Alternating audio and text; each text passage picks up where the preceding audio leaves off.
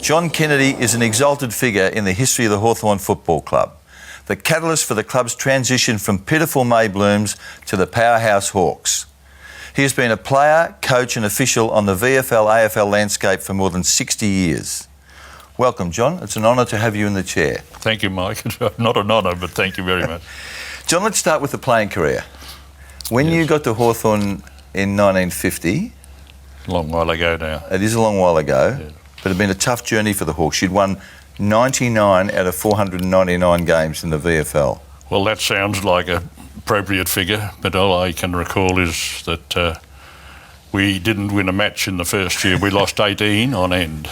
It was obviously an instant impact. Yes. You won the best and fairest. Actually, you won the best and fairest in the first 3 years at Hawthorn. Your first 3 years there. Yes. Well, as from what you've just said, I guess the competition for the best and fairest wasn't fierce, you could say. But no, that's not to denigrate anybody that I played with. But I guess I was the one that perhaps was on the ball most of the time. And what sort of player were you? Oh.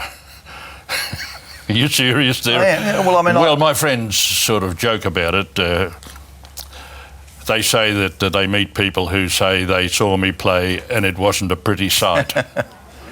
But no, it wasn't distinguished by skill and speed or anything like that, but just persistence, I suppose. I heard you described as all arms and legs. That's right. And not always innocent. Always innocent. Always innocent, yes, never cautioned. 4 best and fairest in your first 5 years, so no one can do that without having a modicum of talent, John. Well, let's say modicum is a good word. When did the thought of being a coach crystallise in your mind during your playing career? Oh, the last few years, say 1958, 59, 60, and I was made coach in 60, but I wanted to be coach. You did? Yes, I did. Because you weren't old. I mean, could you have played on? Yes, there was a bit of an argument. We lost all the matches and they said, why don't you come back and be a playing coach? But I didn't want to do that. And you certainly, in coaching, the first requirement is you've got to want the job because it's not easy. In your second year as coach, the Hawks win their first premiership. Yes. 1961. They were Kennedy's Commandos. Yes. And did they deserve that title? Oh, yeah, well, the club's bigger than one man, of course, and Brendo had come with his... Brendan Edwards? Yeah, he had come with his phys ed and double knee jumps and all that kind of thing, and so we were certainly very fit, and the training was pretty solid. If you survived Tuesday night, well, you were okay for Saturday. Match practice Tuesday night? Yes, yes. And full blown? Yes. Yep. Oh, yes, and you had to look after yourself in match practice because, players would... Well, when I went to Hawthorn, there were 4 ruckmen at that time, and when I looked around, I think others did the same thing, and I thought, well, if I'm going to get spot in the side, I've got to beat him, and I've got to beat him, and so on, and it was like that at training too. 61, John, a footy club's first premiership, and particularly the way the Hawks had started in the VFL. Tell us about what the celebrations were like back then. I mean, well, that was a wonderful year because 60, we thought, if we'd have made it in 60, we were just out on percentage, got beaten down at Geelong, and we're just out on percentage, and Collingwood were in, so that everybody in 61, you didn't need to say anything about how thirsty we were for winning. I think, there have been talk about great sides and great teams and all the skill and so on, but for sheer determination and win, there'd be very few could beat the 61 attitude. I mentioned Brendan Edwards, who I think was generally regarded as the best player in the 61 grand final. Yes. 2 weeks before the grand final, John, my understanding is that Brendan Edwards said that he wouldn't be able to turn up to training. Yes. And the coach said, you don't train, you don't play. Yes, it was one of those moments, and Ron Cook asked me to come in before we trained. Ron Cook was the president? Yes, Ron Cook was was the secretary. Yeah. Ron Cook asked me to come in, and he said, Brendan's on the phone. Brendan was involved heavily in some business at the time, and Ron says he can't make training be okay you come on Thursday? It was Tuesday night. And Ron said, what do you think? I said, well, look, tell him if he can't make it, he won't be playing Saturday. And Ron's hand was shaking when he picked up the phone again and he repeated what I'd said. And two stubborn people, I suppose, Bren at the other end, and Ron put the phone down. He said, he's coming. And I breathed a sigh of relief because we would have had to go through without him. Would you have committed? You were committed to that. Had he not trained, he wouldn't have played. No fear. Oh no, no. As good as he was. Oh yes, yes. Because that's the breakdown in the fabric of team sport. Isn't Oh, I think so. I think the team's got to come. I mean, before a final, that was before a final, and you just. It was a surprise to me that even Brent said it, but he was a great personality. Yeah. John, your record at Hawthorn was 299 games with a 60% win rate, 3 flags from 5 grand finals. Do you give that a big tick? Get an elephant stamp for that? Don't think so. I sort of, I'm not strong on stats, as you can appreciate, and there are so many people at Hawthorn that were part of it all, and particularly the players off the field, the administration. Bob McCaskill used to say that's the most important part, and we used to think as players. But then anybody would say, with players like Lee Matthews, Graham Arthur, Peter Knights, etc., you know, Drover's dog could have coached better. And, you know, there's a lot of truth in that because I had my ideas, and a lot of the players were loyal, not to me, but to Hawthorn. And they had the attitude, well, he's coach of Hawthorn, so we've got to put up with him for a while, and and we'll see how it goes, you know. Until this moment, John, you've never been prepared to differentiate between Arthur and Matthews. Are you going to take that to the grave with you, or are you prepared to say who you think is 1 and who's 2? Well, you know, Alan Jeans used to say to me, never get into that, Johnny, never start picking one or the other. But it's very hard with 2 players such as they were. Graham was a different type from Lee, an extraordinarily gifted player. But Lee, when you saw Lee, I remember seeing Lee at Carlton one day, and he was coming round the forward pocket just as I was coming down. It was nearly quarter time. I was coming down. He was coming round the forward pocket, going flat out, and Francis Burke came at him, and Francis, a great friend of mine, and Francis thought he'll bump him, and he really shirt-fronted Lee, and Lee wobbled and didn't go down, got balanced again like Buddy Franklin did the other day, and got balanced again and put it through for a goal. And I clapped. It was so good. You coached at North Melbourne from 1986 for 85 for 4 years. How did North lure you to Arden Street? Oh well, North were able to help us family-wise, and what does that mean? What does that mean? Well, they helped us with our son. Was able to get into Arradale, up at Ararat. That's Bernard we're talking about. Yes, that's right. And so that made the difference, really. They were able to do that, and Ron Joseph and Bob Ansett and Al Martello, they came, and Alan Mantello came, and... it was a long campaign, wasn't it? They spent months... Yes. Trying to get you to North. Yes. But it became inevitable then, and it was all right too. It worked out okay. You're glad you did it? Oh yes, yes. Very, very happy because it's been very progressive since then. It's a long while ago now. So I know it's a sensitive issue for you, but you were able to tell us what they were able to do for Bernard that was able to sway you to... Well, they were able to provide accommodation for him and get him working up there, and mainly that, you know. So Bernard needs constant attention. Ronnie Joseph was very good, wasn't he? I mean, he was so persistent in trying to get you, but he then followed that up. He used to go and visit Bernard. Yes, Ron's never forgotten Byrne. He goes along and has a word with him, you know. Yeah, yeah, nice. Were you a strategic coach, or did you rely on your famed oratory? Oh, never mind about the other. Very strategic. Were you though? No. Well, well, you know, there are so obvious things, you know, centering the ball and all that. But I learned all that from Ron Barassi and, you know, the ones that preceded me at North Melbourne, for instance. Johnny Dugdale and the ones that were there when Ron was there, and they were able to tell me things that he did, and largely I imitated those at the best of my ability. You're being serious, eh? You imitated Yes. other Oh, well, people. there's a good example of smothering the ball when someone's having a kick, try and smother the kick. And I thought, I better be careful here because I don't want to get too many injured. These days, that was just starting to come where players were beginning to worth $85,000, $100,000. And then they told me that Ron Barassi had lined them all up. They'd all have a football, about 10 in a row, and they'd all attempt to kick one after the other, and the team had to come along, stop them one after the other. I thought, well, it's good enough for Ron, it's good enough for me, that kind of thing. I thought that would have been mandatory at Hawthorn. No, You were very big on the physical presence at Hawthorn, weren't you? Yes, but we didn't come at that because I was a bit worried about blokes getting kicked. Were you? Really? Yes. I didn't think you were big on injuries. Did you actually literally say that any injury above the shoulders is irrelevant?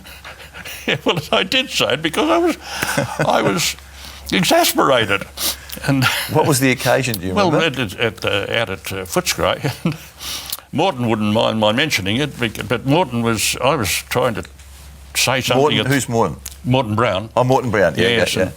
and Morton was there in the group listening, but Morton had a cut on his nose or something, and while I was talking to the team, he was going like that and looking at it. And, it was just, and I didn't know, and I was looking at his eyes, and I couldn't get. I said, Morton, injuries above the neckline don't count. We can point you the right way. So it just, I suppose we all say things later on, we look back on it and think what a silly thing to say, but... That wasn't silly. What about the other one, the famous one now of don't think, do? Oh, yes. It's extraordinary the things that stay on, but, well, it was three-quarter time and, or half-time, wasn't it, In the grand final? against the North. And, well, we were, you know, we had a few academics in the side at the time, you know, and they knew, they were right, they were telling me what you should do, and I think this and I think that. And it got too much for me, and I just said, well, look, don't think, do something. You didn't say it like that, though, did you? No, I didn't. No. But... Do you remember how you said it? Am I glad I said it? No, I said, do you remember how you said it, the tone? No, well... Come on, give us a bit of vintage Kennedy. No. Well, it got out of proportion altogether. We're betting beaten. It didn't have any effect in the long run. And I just looked around. I said, don't think, do. That's better. Yes. You were directing your remarks to Mick Moncrief, weren't you? Directing to all those who are telling me about, you know, perhaps we should do this and think this, and I think this, and I think that. I got sick of the word think. I just wanted people to act. To do. You do something, and I guess it just came out uninhibitedly, so to speak. 1975, John, you're the coach of Hawthorn. Peter Crimmins is your captain. Yes. You make the call Yes. to leave him out of the grand final team. Yes. How difficult was that? Oh, very difficult. I suppose the most difficult thing that happened while I was at Hawthorn, it was unique, both in its, in sadness it was, and, you know, sort of uncertainty. But we drove home together. After selection? Yes, Peter and I did, and he was very cross. And I could understand how he felt, and because everyone around the table had said what they thought, and Pete was probably fit enough, and I had a bit of an idea that his presence out on the ground might have made a difference, and undoubtedly it would have, I think, because he was an inspiring sort of a leader. But you asked me before about seeing a rough play and all that, but you've got to draw the line somewhere. He was a fella who had cancer. He goes out and, oh, yeah, you go out, Pete, and the coach sends him out and he gets knocked. And this is not just a sore leg, it's cancer, you know. It was too much for me. I couldn't subscribe to sending him out just to win a football match. So yours was paternalistic rather than whether it was good for the footy team or not? It was. Yeah. Yes, it was. It was, yes. So you're in the car taking him home. Yes. It's too late to plead his case then, isn't it? I mean, it's done, isn't it? Oh, yes, it was done. He Did you knew talk? that. Yes, but he was very, very upset at everything that happened there.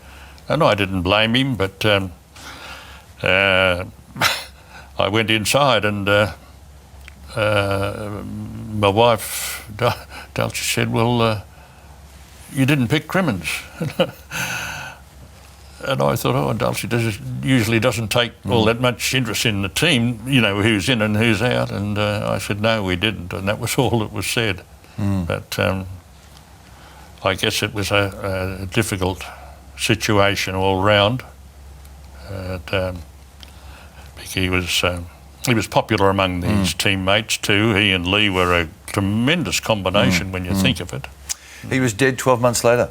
Yes, almost a year, and I went up to see him, and he was down in weight, but he was gone the next day. Brian rang me and told me that he'd gone. Amazing, wasn't it? It was as if he willed himself to see Hawthorn win a flag. Yes, that's right. And then gave up. It provides a sort of an incentive there, and the players went up there too.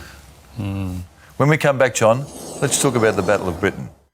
Fact or fiction? You had a sleepless night 12 months ago, got up, watched the 71 grand final on tape. Yes. Rang Don Scott the next morning and congratulated him on the way he played. Yes, because I didn't realise how good he was. He really was something. He really inspired everybody in the day. And he played well early too, and it was a pretty fierce sort of a game. And isn't it unusual for a coach to wait 40 years to tell a bloke he's played well? Well, I guess it hadn't occurred to me. We won, and I'm not going to go around patting each one on the head. They don't need me to do that. And they didn't need it at the time. You know, Parkin was angry that you... yeah, Dave was... yeah, you didn't think he'd played all that well. Yeah, he played Parkin, David said to me, he rang you and said, John, what about me? Why didn't you ring me? He said, well, you didn't play all that well. Oh, no. Is that not true? No, I'm not going to say that about players. I think that they give it everything, but if something needs to be said, I'd say it to the player, but that's it. And it doesn't go any further than that. And I presume that the player is wounded, but he either says, well, you can go to Blazers, Kennedy, I'm off, or he says, well, I've got to stick around here for a while and I might as well put up with him for a while. The year's 1987. Yes. John Kennedy's North Melbourne is humbled in the finals. Yes. Plays poorly. Yes. Goes out in straight sets. Yes. You take your team to London. Yes. And the Battle of Britain ensues. Yes, that's right. Yes. Yeah. Do you feel any sense of guilt about what happened at Not at all. No? No. That you sent your blokes out Yes. to rough up the Carlton blokes and to redeem some pride. That's right, isn't it? Oh, no, to win the match. Oh, to win the match. What, you cared about winning a match at the Oval? Yes, did you? I did. You did? The same way with every match. I don't care what I can't understand anybody not going out and wanting to win. Even if you and I are playing tennis and you beat me 6-love and I'd rather get beaten 6-love by you than have it 6-4 when you're not trying. Yeah. The slightest bit of relaxation is an insult to your opponent. You really got to give it everything, and then when you shake hands, it means something. Okay. Yeah. Well, you had 40 blokes with hangovers playing that game at the Oval. Oh well, it look back on it now, but it was a memorable occasion. And Memorable. Now, Alistair Clarkson, your yes, coach of your football Yes. club at the moment, was a young bloke playing for North Melbourne. That's right, yes. He's involved in an incident with Ian Aitken, the Carlton That's centre right, he halfback. was, yeah. Breaks his jaw. The Carlton blokes spend the next hour Yes. seeking redemption. Yes. You leave Clarkson on the field. Why yes. so? Oh, well, it didn't really, Mike, it didn't occur to me to take him off. You didn't want to protect him? Oh, he can look after himself. He still can. He's all right, Alistair.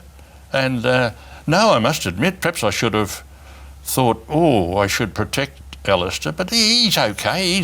He's a great guy, Alistair. But he was 19 then. Were you angry that he'd punched Aitken? Well, I didn't see it. I just concentrated I'm concentrating on the game, and to me it's an incident that happened. Did we get a goal after that, or did they get a goal, or whatever? So that's the only important thing, is the outcome of that passage of play. Yes, of course. I don't... I suppose it's the wrong thing to say in modern times, but look, if Alistair had been knocked down and they carried him off, I'd have been very sympathetic afterwards. But you get on the field and the game goes on. And I learned that at the other end. There was no one sympathetic when we were on the receiving end. But it's not a question like that. Lee Matthews is the best example of the way to play football in that way that I've seen. He didn't run out thinking, I'll square up for this or that. It was impersonal. And I think it was part of his success as a coach too, that he didn't get personal antipathy or friendship with any in the coaching sphere, and I think that's the way to go. John, let's stay at the Oval for a moment. The game is unfolding, this bloodbath between North and Carlton. Robert Walls is coach of Carlton. He picks the phone up from above you and hurls it in your direction. Yes. Just misses you, the phone explodes and you don't flinch. No, well, that's true. That's true as you describe it. And it was John Dugdale who told me, but I didn't know he'd thrown it and I didn't feel the breeze that went past. But I understand that's what happened. Grand final day last year, John. Yes. Your Hawthorn is playing a Sydney team that contains Josh Kennedy, your grandson. Yes. Who are you barracking for? Oh, I barracked for Hawthorn there. Yes. Yeah, that's an honest answer? Yes, that's an honest answer. I think Dulcie might have been barracking for either. She doesn't sort of get carried away with teams, Dulcie, but she was barracking for Josh. Her grandson, yeah. Yes, yeah. So how did you feel when the Hawks made the decision to release your grandson to Sydney? Well, sentimentally, I was, I'd like, naturally I'd have him at Hawthorn, but I thought Hawthorn were very, Alistair particularly was very open with him. He told Josh where Josh stood. He told him, where his prospects were, that he'd be in the first 27. But Josh's main worry was that he would be at Box Hill and others would be coming in and getting a game, and he wasn't able to sort of be sure of his place. Whereas Sydney were coming exactly the opposite way. They were saying, we want you in the spot. And I think that's been shown since, You didn't feel slighted at all? Not at all, no. Not at all. Oh, no, I didn't feel no fear. Just as a point now, the name can be a disadvantage if it's, the statue out there and so on. It can be, will he get in or won't? Yeah. Will he or should he be in or will, and so on. And I think Josh felt that too. We used to have press conferences when you were coaching. You were a foreboding figure, I must say. Yes. But inevitably we would ask you about the umpires. Yes. And you would inevitably say, no comment. Yeah. 1 week you went a bit further, didn't you? No comment whatsoever. Yes. And I thought about that because you're not allowed to say those sort of things from the AFL point of view. You can't have coaches ranting off at umpires.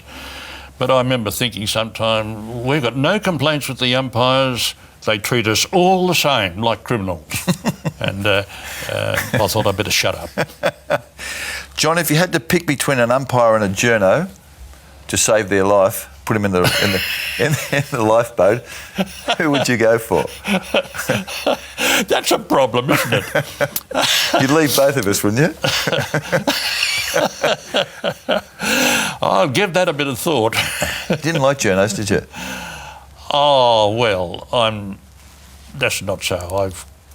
The journalists, the media in general, I'm not a fan of, but No. it's rescued by the number of fine people that I know who are journalists. Very nicely put, John. I'll accept that. And they are. They're not many, but, Harry Gordon and Mike and yourself, and that makes a difference. But when I get journalists come up to me straight after the match, and we were beaten, and I came out with a look like thunder on my face, and she said, "Oh, well, it's good for football." And I said, well, what's football got to do with it? And it's a bit like, yes, Minister, what's football got to do with it? We'll finish up by embarrassing you, John. There's a statue of you, life-size style statue of you at Waverley Park. Yes. How do you feel when you're out there and you look up and you see yourself? Full of admiration for the sculptor who created something out of nothing. He's even got a spring in my step. Yeah, he has too. Yes. Which is unfamiliar, isn't it? There was, you were out there one day in the shadow of the statue, Yes. and a young bloke came up to you and asked you to do the don't think, do. Oh, yes. It was before the final, and there were a few thousand people there, and this young boy had come up from his group, his grandfather probably, and his father and mother.